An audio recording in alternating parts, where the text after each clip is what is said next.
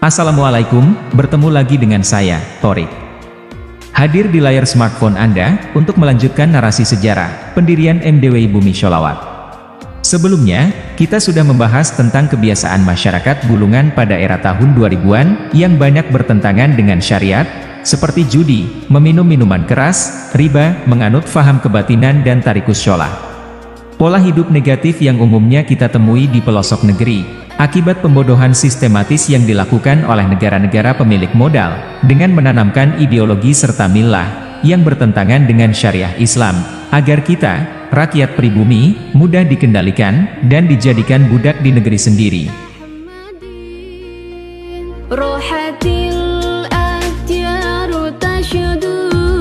Namun para wali Allah, para kekasih Allah, khususnya dari kalangan mursyid-mursyid Syatoria, sudah mempunyai pandangan yang jauh ke depan untuk menjaga tegaknya syariat Islam, dalam semua aspek kehidupan muslim di negeri tercinta ini.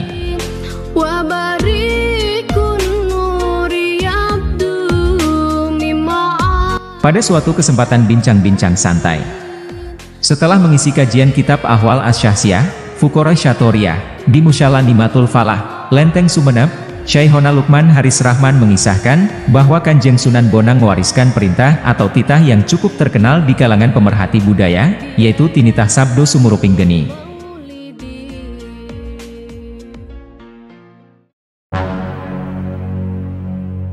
Apa itu Tinitah Sabdo Sumuruping Geni?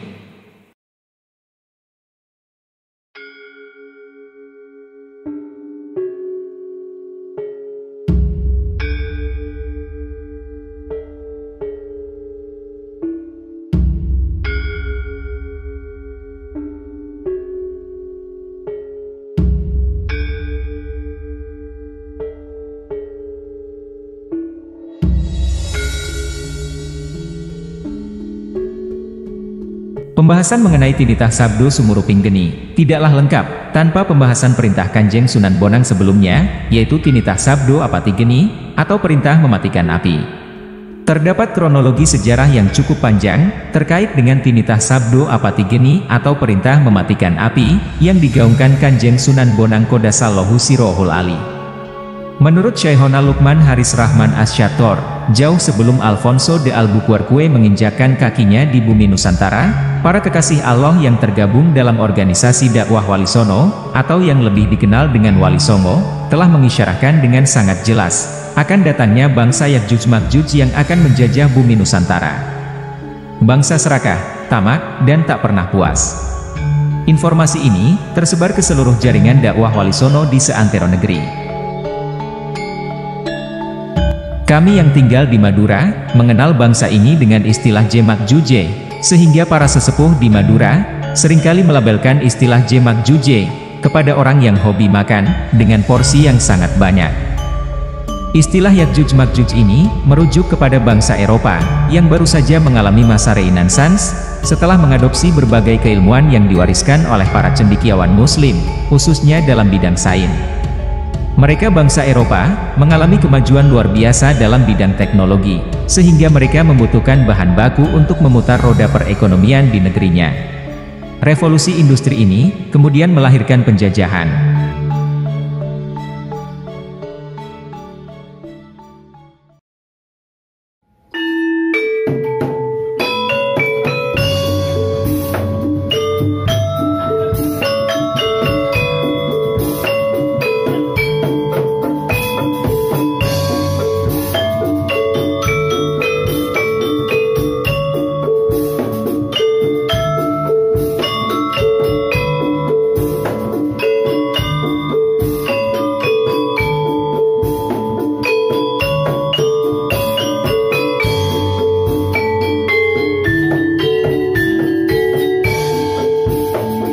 Terdapat wilayah makmur yang menjadi incaran, serta primadona negara-negara Eropa di masa itu. Di wilayah ini, matahari tercurah 90% dalam satu tahun. Sumber airnya banyak, memiliki pegunungan vulkanik dan tektonik panjang, yang setiap saat memuntahkan sumber pupuk yang subur. Penduduknya bercocok tanam. Nelayan dan pelautnya handal. Pertanian yang sudah mengikuti musim, serta sistem irigasi yang mumpuni dan juga punya budaya kesenian yang tinggi. Itulah negeri kita, Nusantara. Namun di samping bahan baku, Kanjeng Sunan Bonang, Qodasallahu Sirrohul Ali, mengatakan bahwa bangsa ini tidak hanya mencari bahan baku di negeri Nusantara. Mereka tidak hanya mencari rempah di Nusantara. Ada yang lebih tinggi dan lebih berharga dari rempah, yaitu budaya logam. Jika kita ingin mengetahui tingginya sebuah peradaban di suatu negeri, maka lihatlah seni yang ada di negeri tersebut.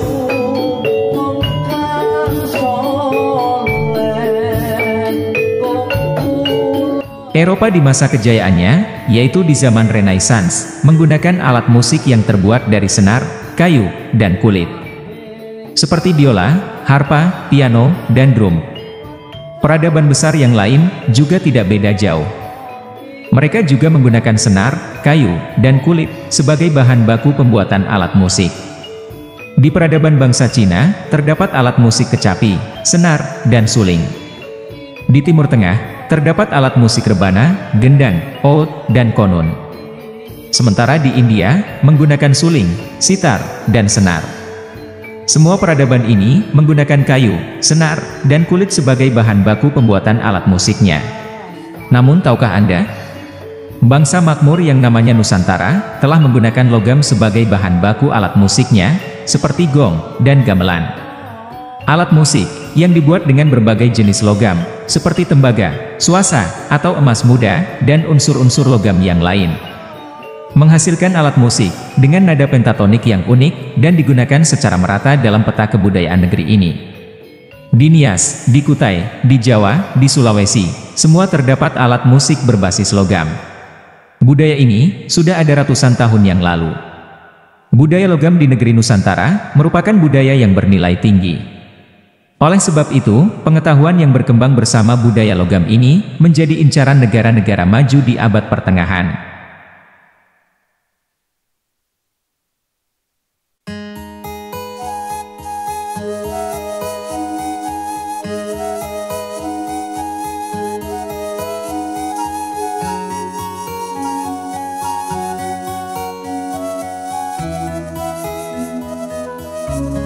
Salah satu fakta, kemajuan pengetahuan nenek moyang dalam bidang metalurgi, didokumentasikan dalam suluk linglung Pangeran Wijil. Dikisahkan, bahwa para Sunan menyendok tanah di dekatnya, yang kemudian hari jadi sumur. Sebenarnya, para Sunan itu mengambil tanah tersebut, lalu dijadikan sebagai bahan untuk membuat harta. Dalam tanda petik, apa yang mereka lakukan setelah itu? Yang mereka lakukan adalah memberi air, dan merendamnya, lalu diletakkan ke dalam kendi. Selang beberapa hari, cairan tadi dipisahkan, dan tanah tersebut dibakar menjadi solid. Dan benda yang dibakar tersebut merupakan ingot atau dore, dengan kadar emas antara 14–22 karat, yang dalam cerita turun-temurun, ternyata cairan tadi adalah bakteria, atau kalau dalam bahasa modern, dalam ilmu patologi, itu adalah bioengineering. Para Sunan memisahkan unsur logam tadi menggunakan bakteria. Para Sunan melaksanakan bioengineering jauh sebelum dunia mengenal mikroba, virus, dan bakteri. Di mana mereka menyebutnya dengan istilah lelembut, saking halus dan kecilnya. Ini bukan makhluk halus seperti jin, setan, dan segalanya. Ini adalah makhluk kecil supernano yang bekerja menurut hukum alam.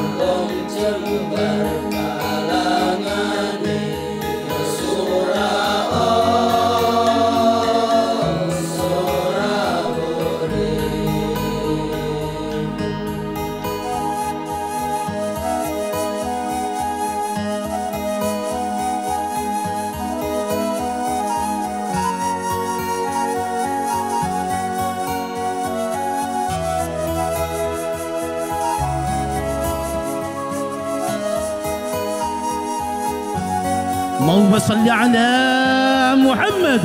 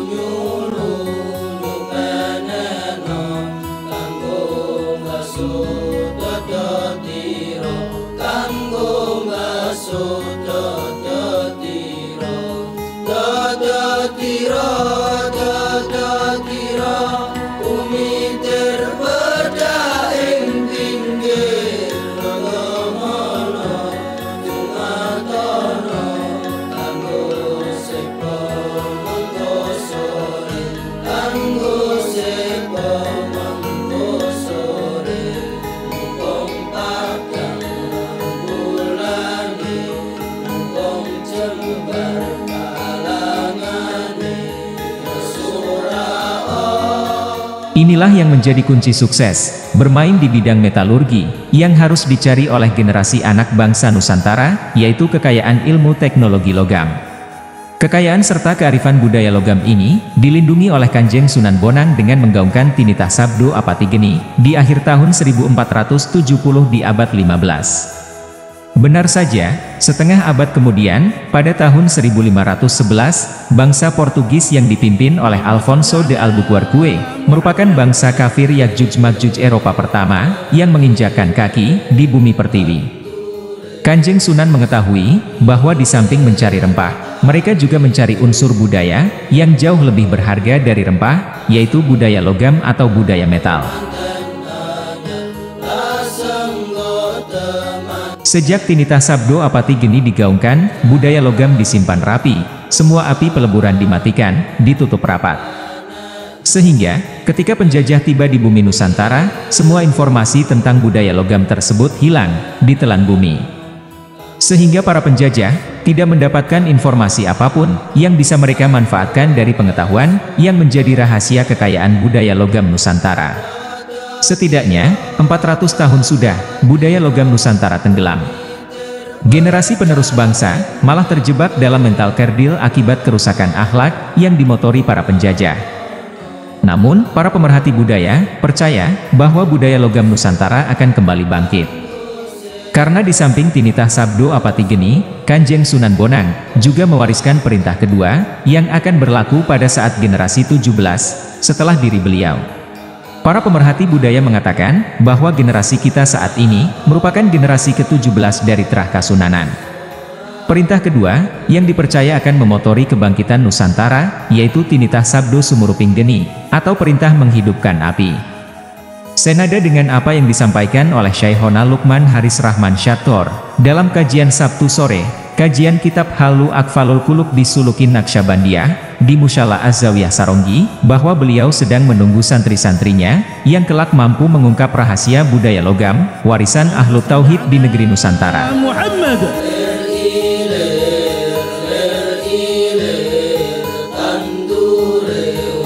Oleh sebab itu, sejak hijrahnya beliau ke Desa Gulungan, Desa Saroka, Kecamatan Saronggi, Syaihona, secara intensif mendidik santri-santrinya, untuk menjadi Ahlu Tauhid dan berkepribadian luhur.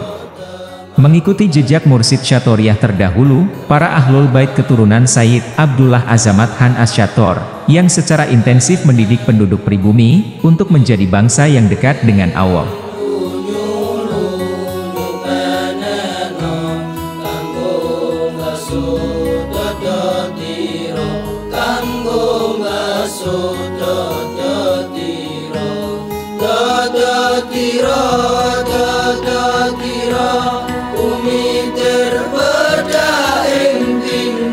Karena kebangkitan ekonomi saja, tidak cukup, tanpa di-cover oleh kebangkitan ruhaniah. Karena keserakahan manusia, akan membawa kehancuran, bukan kedamaian sejati, yang diistilahkan sebagai baldatun thayyibah wa rabbun kafur. Tidak ada agama, tidak ada ideologi, yang mengajarkan kepada pengikutnya untuk mencintai tanah air, melebihi ajaran yang diwariskan oleh Sayyidina Muhammad SAW. Karena Islam adalah agama yang datang sebagai rahmatan lil alamin. Kebangkitan Islam di setiap zaman, selalu diawali oleh kebangkitan ruhaniah. Syaihona Lukman Haris Rahman Asyator, mengisahkan, bahwa peradaban besar Islam Turki Utsmani, merupakan salah satu contoh peradaban Islam, yang kebangkitannya diawali oleh kebangkitan ruhaniah. Dimotori oleh Syaihul Akbar, Al-Kibriyatul Ahmar, Muhyiddin Ibnu Arabi, Qodasallahu Sirrohul Ali.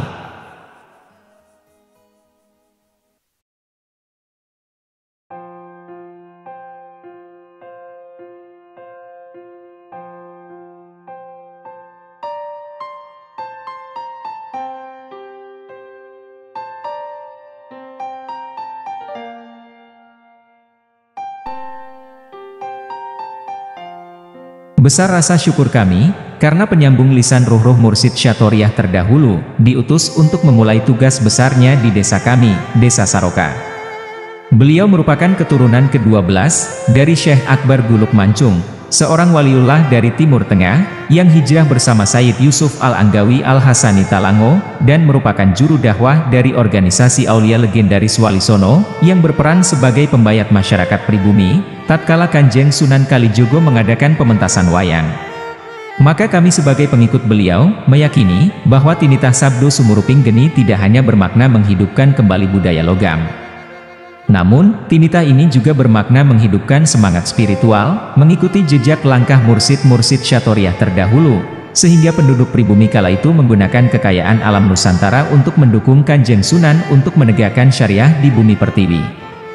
Dengan semangat spiritual ini, para pendahulu kita telah berhasil membangun peradaban besar yang menjadi media tegaknya syariah seperti Kesultanan Demak, Kesultanan Banten, Kesultanan Mataram, dan kesultanan-kesultanan lain yang tersebar di seluruh pelosok Nusantara.